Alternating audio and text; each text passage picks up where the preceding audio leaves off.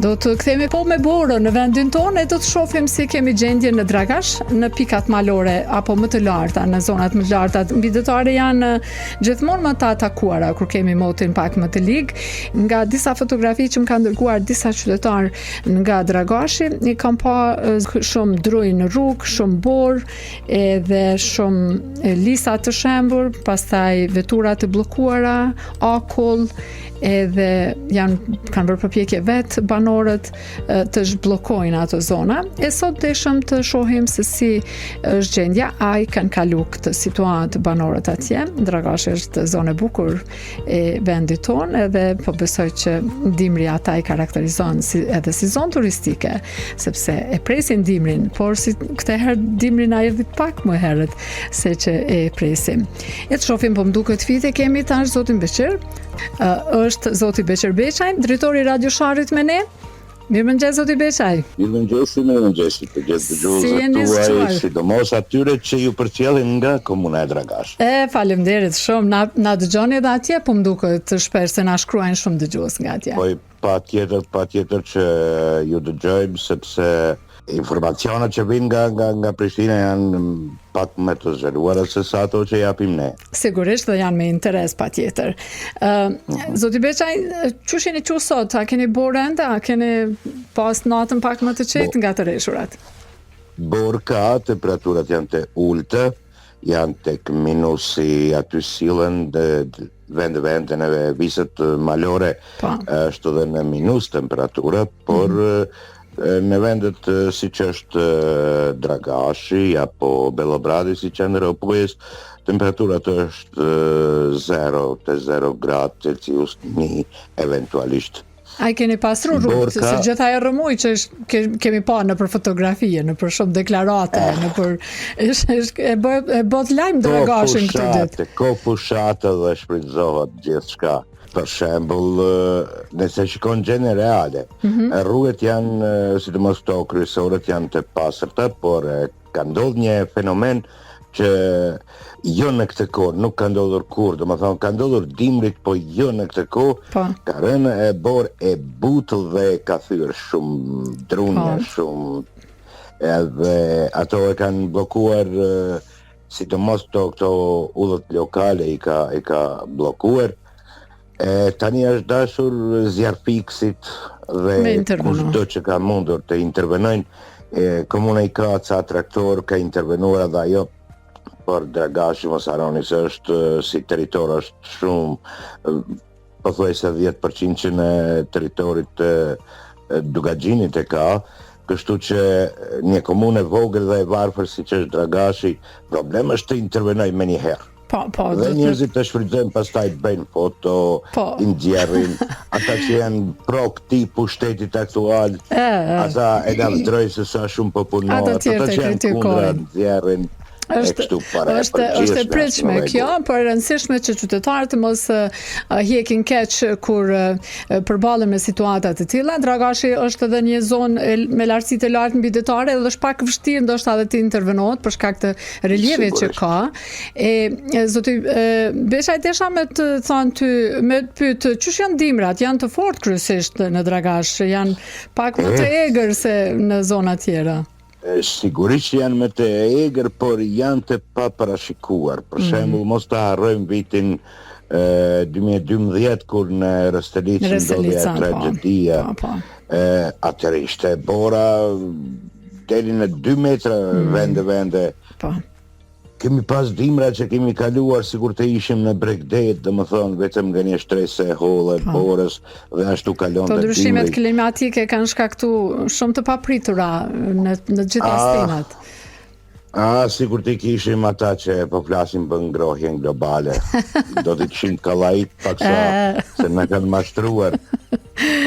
Shikoj, jemi në fillim të tetorit dhe gjithë kjo borë, gjithë kjo rëmuj, ndërkohë ata na flasin për ngrohje globale. E qartë, zoti Beqaj. Çu shpeshojnë punët juve në radio aty? Keni staf, po arrini të mbuloni nevojat e komunës tuaj?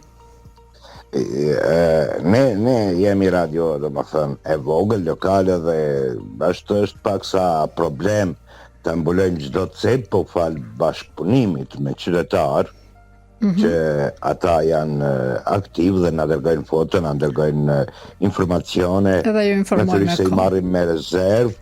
Për shembull, djen nga fshati më i lartë, Plajnik, na dërguan ca fotografi dhe si janë zënë Rrugët.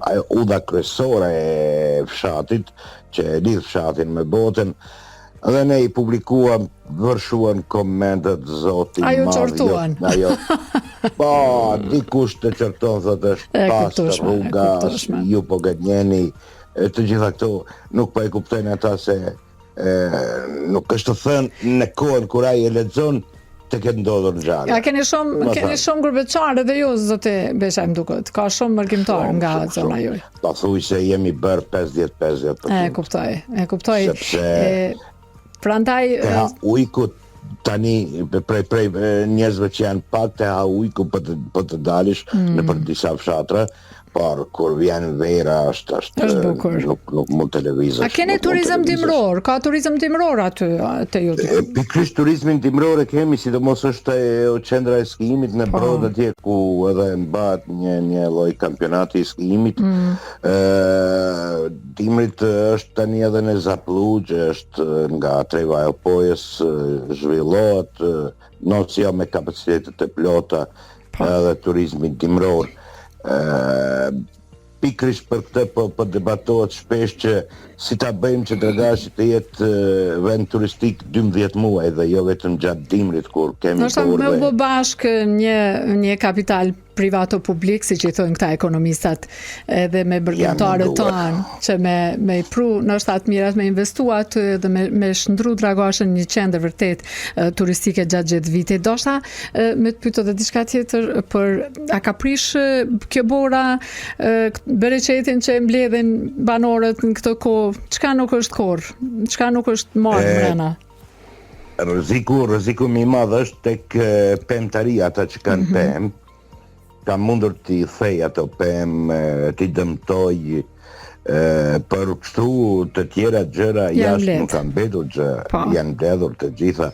Prandaj ne kemi pas para një jave kishim panajirin e kom përcjell edhe më ka pëlqyer shumë se që me ta pa ardhur me marr pak gjatë atje të gjatë i sharrit më. Do të vish sepse fjalën po e nxjerr edhe ky djathi domethënë i sharrit pothuajse na ka marrë gjithë Kosova, kudo e shet djath sharri, po diskutohet se si të brendohet. Të ketë një licencë ai që prodhon djath sharri dhe jo secilit kujt i tekët t'ia vendosë emrin djathi sharrit. Po që ai që është merakli e një origjinën e djathit të sharrit. Sa kënaqësi me bisedu me zonat veç. Faleminderit shumë zoti Beçaj që ndohet këta minutat mëngjesit, po ta qes një kafe për distancë që tash. Faleminderit shumë. Unë edhe Fita jemi të pi një kafe, kështu që po të ftoj edhe ty me pi një kafe me zonjën tënde të dashur edhe të përqafime nga ne nga studio Radio Persons. Faleminderit gjithashtu, ju përshëndesim edhe ne nga Radio Sharri me shumë dashuri për kolegët tanë që bëjnë një punë të jashtëzakonshme. Faleminderit, përshëndetje nga Prishtina e përqafime nga ne. Faleminderit edhe një herë. Dëgjues të dashur, ishim me kolegun ton Beçer Beçaj, drejtori Radio Sharrit në Dragash. Beça na ka njoftuar për gjendjen në Dragash sot, për motin atje, për dëmët që ka shkaktuar bora këto ditë atje, për banorët të cilët përballen me situata të papritura, për dimrat të fortë që ka në Dragash, por edhe për nevojën për investime, ndoshta pak më shumë, që Dragashi të shndrohet në një zonë vërtet turistike gjatë gjithë vitit, sepse dimrit e kemi parë sa bukur është atje.